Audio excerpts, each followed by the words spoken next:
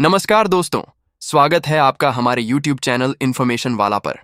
अगर आप बिहार तकनीकी सेवा आयोग BTSC द्वारा स्टाफ नर्स भर्ती 2025 के लिए आवेदन करना चाहते हैं तो आप सही जगह पर आए हैं। आज के इस वीडियो में हम आपको पूरी प्रक्रिया विस्तार से बताएंगे कि कैसे आप BTSC स्टाफ नर्स के लिए ऑनलाइन आवेदन भर सकते हैं। तो चलिए शुरू करते हैं। सबसे पहले आपको BTSC की आधिकारिक वेबसाइट पर जाना होगा। वेबसाइट का लिंक आपको वीडियो के डिस्क्रिप्शन में मिल जाएगा। आप सरकारी रिजल्ट वेबसाइट पर भी विजिट कर सकते हैं। वेबसाइट पर आने के बाद हम शॉर्ट में इसकी जानकारी आपको दे देते हैं। तो जैसा कि देख सकते हैं दोस्तों, कुल 11,389 पदों पर स्टाफ नर्स की ये वैकेंसी निकाली गई है। अब बात करते हैं एलिजिबिलिटी की। तो BSc नर्सिंग या नर्सिंग का डिप्लोमा आपके पास होना जरूरी है। साथ ही आपका रजिस्ट्रेशन स्टेट नर्सिंग काउंसिल में होना कंपलसरी है।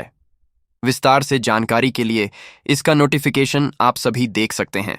बात करते हैं वैकेंसी की। तो कास्ट वाइज ये वैकेंसी निकाली गई है। हर कास्ट के लिए अलग अलग नंबर ऑफ वैकेंसी निर्धारित की गई है। अब बात करते हैं एज और एप्लीकेशन फीस की। तो जैसा कि दिया गया है दोस्तों, इसमें आवेदन करने के लिए आपकी एज 21 वर्ष से ऊपर और 37 वर्ष से कम आयु रहनी चाहिए, जो कि पुरुषों के लिए है। महिलाएं 40 वर्ष तक भी इसमें आवेदन कर सकती हैं। एप्लीकेशन की बात करें तो दोस्तों 25 अप्रैल 2025 से इसमें आवेदन होना स्टार्ट हो गया था और 23 मई तक इसमें आवेदन होगा। अब बात करते हैं फीस की। तो जनरल OBC के लिए 600 रुपये और SC ST PH के लिए 150 रुपये रखी गई है, जिसका पेमेंट आप net banking, debit card, credit card और UPI से कर सकते हैं। तो ये है इसका शॉर्ट में जानकारी दोस्तों। अब चलते हैं इसमें आवेदन करने। तो पेज पर ऊपर स्क्रॉल करेंगे और नीचे आ जाएंगे।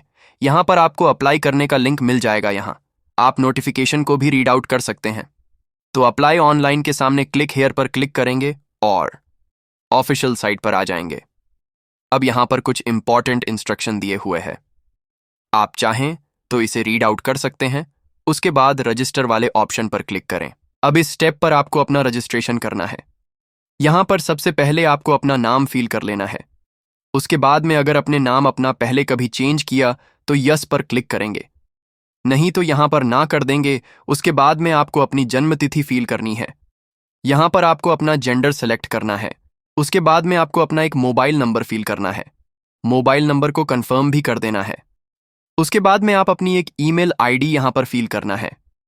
ईमेल आईडी को नीचे कंफर्म भी कर दीजिएगा।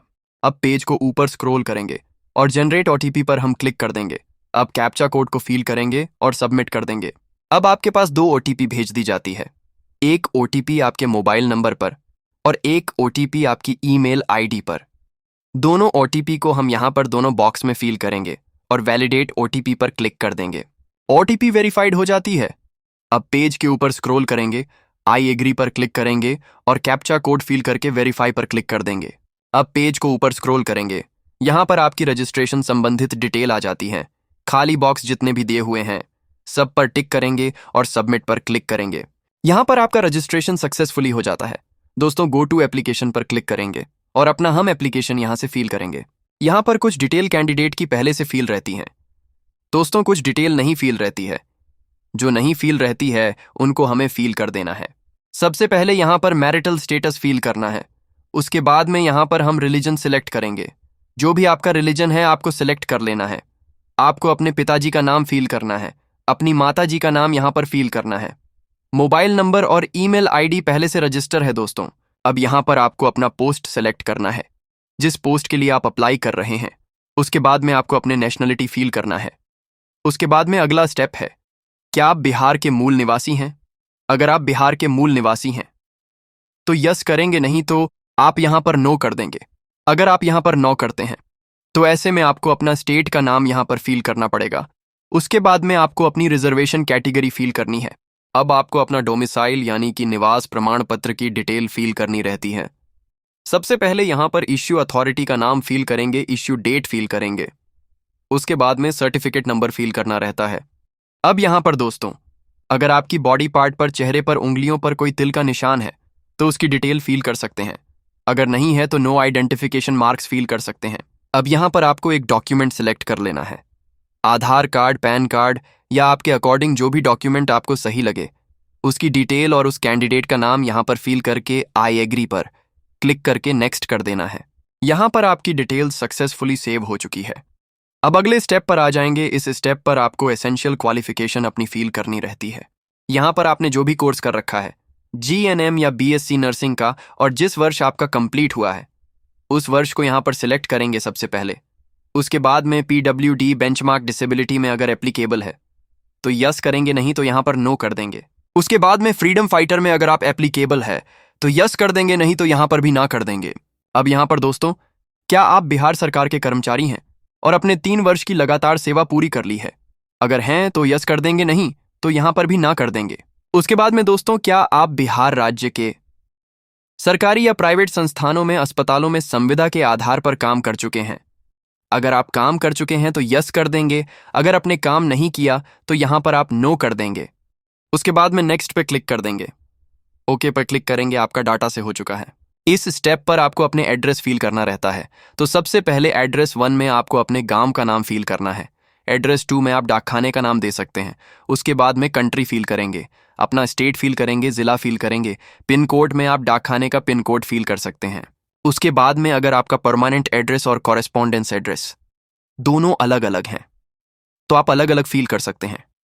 अगर आपका दोनों एड्रेस सेम है तो सेम एज पर क्लिक कर दीजिएगा, आपका एड्रेस ऑटोमेटिक फील हो जाएगा। अब नेक्स्ट पर क्लिक कर देना है। इस स्टेप पर आपको अपनी क्वालिफिकेशन डिटेल फिल करनी रहती है। सबसे पहले आपको 10th की डिटेल फिल करनी है। नेम ऑन ऑफ बोर्ड में आपको अपने बोर्ड का नाम सेलेक्ट करना है। उसके बाद में आप स्कूल नेम में अपने कॉलेज का नाम फिल कर सकते हैं। सर्टिफिकेट नंबर में दोस्तों, आपका जो 10th का सर्टिफिकेट है उसमें सर्टिफिकेट नंबर पड़ा रहता है, उसको यहाँ पर फिल कर देना है। पासिंग वर्ष में जिस वर्ष अपने 10th पास किया है उस वर्ष को फिल कर देना है। डिवीजन में आप फर्स्ट डिवीजन, सेकंड डिवीजन या थर्ड डिवीजन, जिस डिवीजन से आप पास आउट हुए हैं उसको फिल कर देना है। यहाँ पर दोस्तों हमने अपनी 10th की डिटेल फिल कर ली है। अब आपको एसेंशियल क्वालिफिकेशन फिल करनी है, जो भी अपने कोर्स कर रखा है। यहाँ पर अगर आपने जनरल नर्सिंग का कोर्स कर रखा है तो आप उसे फील कर सकते हैं। अगर आपने बीएससी नर्सिंग कर रखा है तो आप उसे फील कर सकते हैं। उसके बाद में अपने क्वालिफिकेशन कहाँ से पास की है, इनसाइड बिहार या आउटसाइड बिहार, उसको सेलेक्ट कर लेना है। उसके बाद में आप अपने विद्यालय का नाम फील कर सकते हैं, अपनी यूनिवर्सिटी का नाम फील कर देना है। उसके बाद में रिजल्ट मोड सेलेक्ट करना है, परसेंटेज ऑफ मार्क्स में। उसके बाद में प्राप्त अंक में आपको जितने नंबर मिले उसे फील कर देना है। जितने नंबर का पेपर था उसको अधिकतम अंक में फील करना है। पासिंग ईयर फील करना है, सर्टिफिकेट का नंबर फील करना है और सर्टिफिकेट बनने का डेट रहता है, सर्टिफिकेट पर रहती है दोस्तों, उसको फील कर देना है। और डिवीजन श्रेणी में जिस श्रेणी से अपने पास आउट किया है, सेकंड डिवीजन, फर्स्ट डिवीजन या थर्ड डिवीजन, उसको फील कर देना है। यहाँ पर दोस्तों हमने अपनी एसेंशियल क्वालिफिकेशन फील कर ली है। अब हम बीएसएससी नर्सिंग काउंसिल की डिटेल फील करेंगे।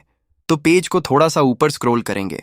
सबसे पहले यहाँ पर क्वेश्चन है दोस्तों, क्या आपने बीएससी नर्सिंग काउंसिल में अपना रजिस्ट्रेशन कर रखा है? तो कर रखा है तो यस कर देंगे, अगर नहीं कर रखा है तो आप यहाँ पर नो कर देंगे। अब यहाँ पर दोस्तों लिखा है बीएनआरसी, इसका मतलब होता है बिहार नर्सिंग रजिस्ट्रेशन काउंसिल। अगर आपने परमानेंट कर रखा है तो आप परमानेंट सिलेक्ट करेंगे। अगर आपने टेम्परेरी कर रखा है तो आप टेम्परेरी सिलेक्ट करेंगे। उसके बाद में रजिस्ट्रेशन जो नंबर होता है दोस्तों उसको साइड में फील कर देंगे और रजिस्ट्रेशन करने की जो डेट होती है उसको नीचे फील कर देंगे। उसके बाद में नेक्स्ट कर देंगे।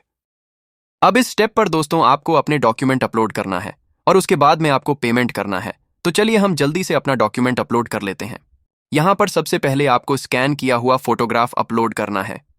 उसके बाद में सिग्नेचर अपलोड करना है और बाएं हाथ के अंगूठे का जो थंब फिंगरप्रिंट उसको अपलोड करना है।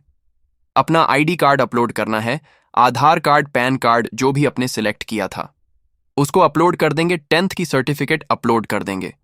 उसके बाद बिहार नर्सिंग काउंसिल का रजिस्ट्रेशन सर्टिफिकेट होता है, प्रमाण पत्र, उसको अपलोड करेंगे।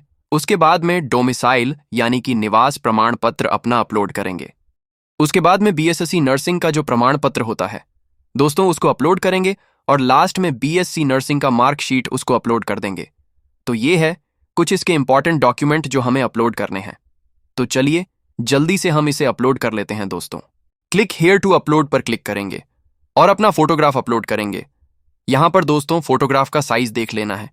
इसी तरह से दोस्तों डॉक्यूमेंट को जब अपलोड कर रहे हो तो उसका साइज रिसाइज करके ही आप लोग अपलोड करें, नहीं तो डॉक्यूमेंट अपलोड नहीं होगा। और डॉक्यूमेंट कितने साइज में अपलोड करना है नोटिफिकेशन में आप लोग चेक कर सकते हैं। यहां पर हमने अपना फोटोग्राफ अपलोड कर दिया है। अब इसी तरह से आप लोग अपने सारे डॉक्यूमेंट अपलोड कर दीजिएगा। तो यहां पर हम अपने सारे डॉक्यूमेंट अपलोड कर लेते हैं, और डॉक्यूमेंट अपलोड करने के बाद उसका प्रीव्यू जरूर कर लेना है दोस्तों। तो यहां पर हम जल्दी से इसका प्रीव्यू कर लेते हैं।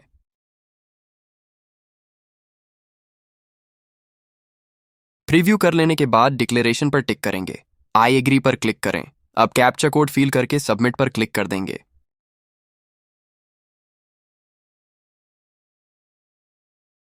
अब यहां पर दोस्तों आपका फॉर्म सबमिट हो जाता है।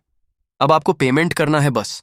यहां पर मल्टीपल ऑन ऑप्शन दिए जाते हैं, आप अपने अनुसार इसका पेमेंट कर सकते हैं। पेमेंट करने के बाद अपना प्रिंट आउट निकाल सकते हैं। तो इस तरह से दोस्तों आप लोग बिहार टेक्निकल सर्विस कमीशन के स्टाफ नर्स का ऑनलाइन फॉर्म बिना किसी प्रॉब्लम के फिल कर पाएंगे। इसके अलावा अगर आप अपने फॉर्म को फिल नहीं कर पा रहे हो तो कमेंट करके हमें जरूर बताएं। उम्मीद है इस वीडियो से आपको हेल्प हुई होगी दोस्तों। वीडियो में लास्ट तक बने रहने के लिए धन्यवाद। मिलते हैं अगले वीडियो में, तब तक के लिए जय हिंद।